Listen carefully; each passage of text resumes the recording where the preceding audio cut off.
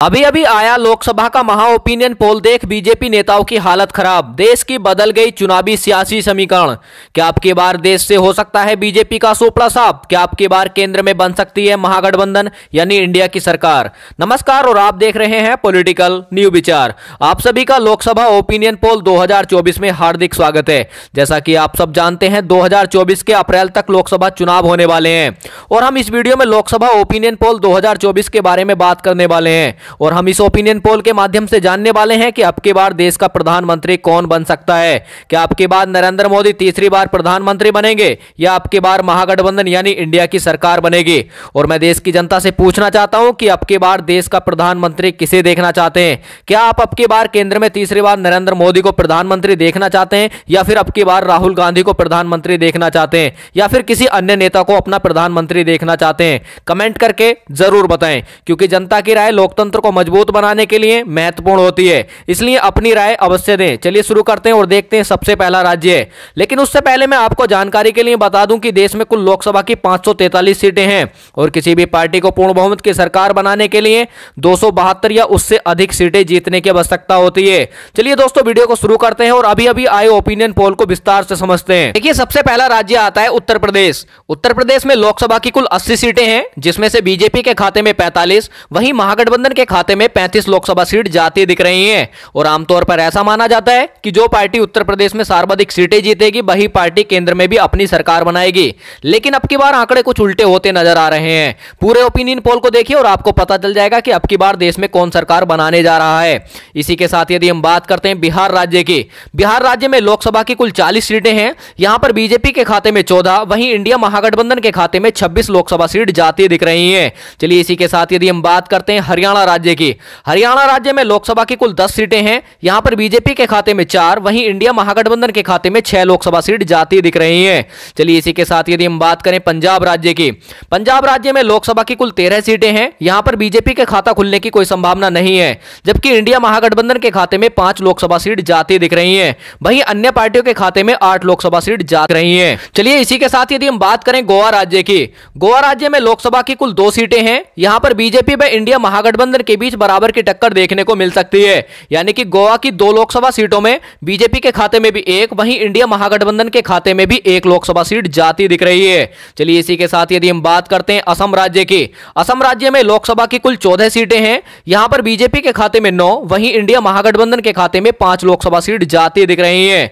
इसी के साथ यदि हम बात करें छत्तीसगढ़ राज्य की, छत्तीसगढ़ राज्य में लोकसभा की कुल 11 सीटें हैं। यहां पर बीजेपी के खाते में 5, वहीं इंडिया महागठबंधन के खाते में 6 लोकसभा सीट जाती दिख रही हैं।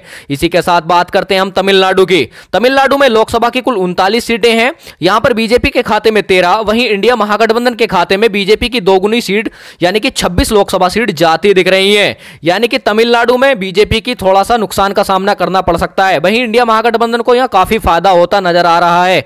चलिए इसी के साथ यदि हम बात करते हैं केरल राज्य की, केरल राज्य में लोकसभा की कुल 20 सीटें हैं। यहां पर भी बीजेपी का खाता खुलने का कोई संभावना नहीं है, वहीं इंडिया महागठबंधन के खाते में 12 लोकसभा सीट जाती दिख रही हैं और अन्य पार्टी के खाते में 8 लोकसभा सीट जाने का अनुमान है। चलिए इसी के साथ यदि हम बात करें तेलंगाना राज्य की, तेलंगाना राज्य में लोकसभा की कुल 17 सीटें हैं। यहां पर बीजेपी के खाते में 4, वहीं इंडिया महागठबंधन के खाते में 13 लोकसभा सीट जाती दिख रही हैं। चलिए इसी के साथ यदि हम बात करते हैं मणिपुर राज्य में, मणिपुर राज्य में लोकसभा की कुल 2 सीटें हैं। यहां पर भी बीजेपी के खाता खुलने की कोई संभावना नहीं है। मणिपुर राज्य में भी बीजेपी की लुटिया डूबती हुई नजर आ रही है, वहीं इंडिया महागठबंधन के खाते में 2 की 2 लोकसभा सीट जाती दिख रही हैं। चलिए इसी के साथ यदि हम बात करते हैं मध्य प्रदेश की, मध्य प्रदेश में लोकसभा की कुल 29 सीटें हैं।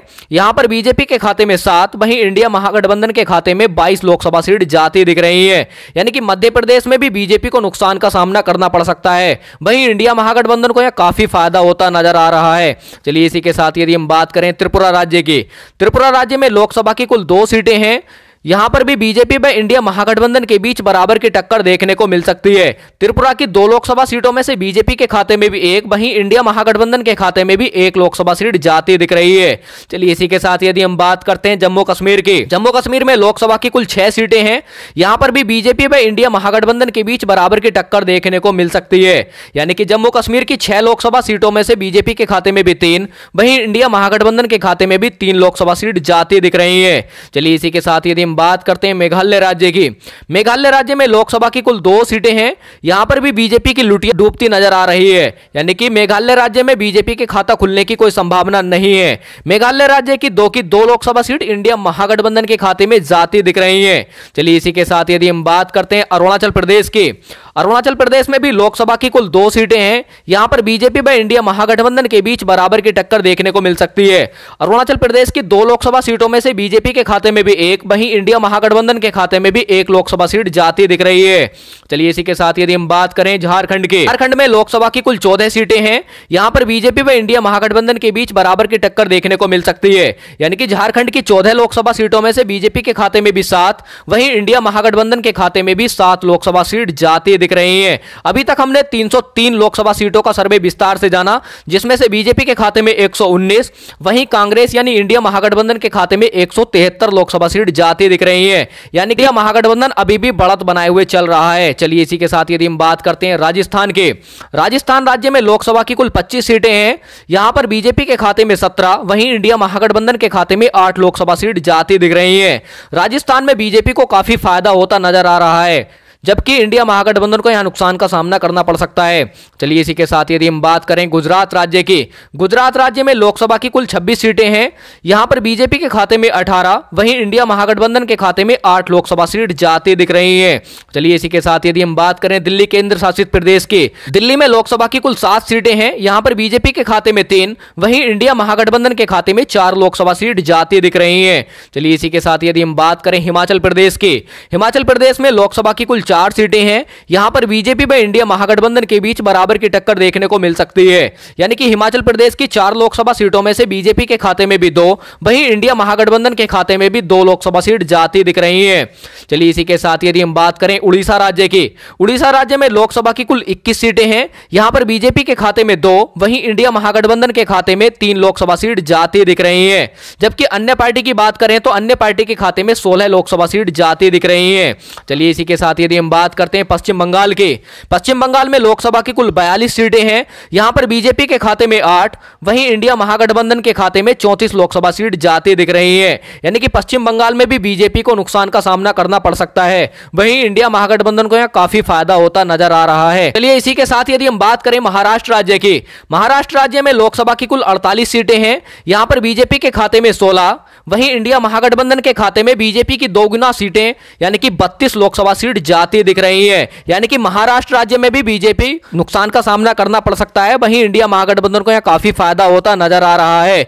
चलिए इसी के साथ यदि हम बात करें अन्य केंद्र शासित प्रदेशों की, अन्य केंद्र शासित प्रदेशों में लोकसभा की कुल 7 सीटें हैं। यहां पर बीजेपी के खाते में 3, वहीं इंडिया महागठबंधन के खाते में 4 लोकसभा सीट जाती दिख रही है। चलिए इसी के साथ यदि हम बात करते हैं आंध्र प्रदेश के, आंध्र प्रदेश में लोकसभा की कुल 25 सीटें हैं।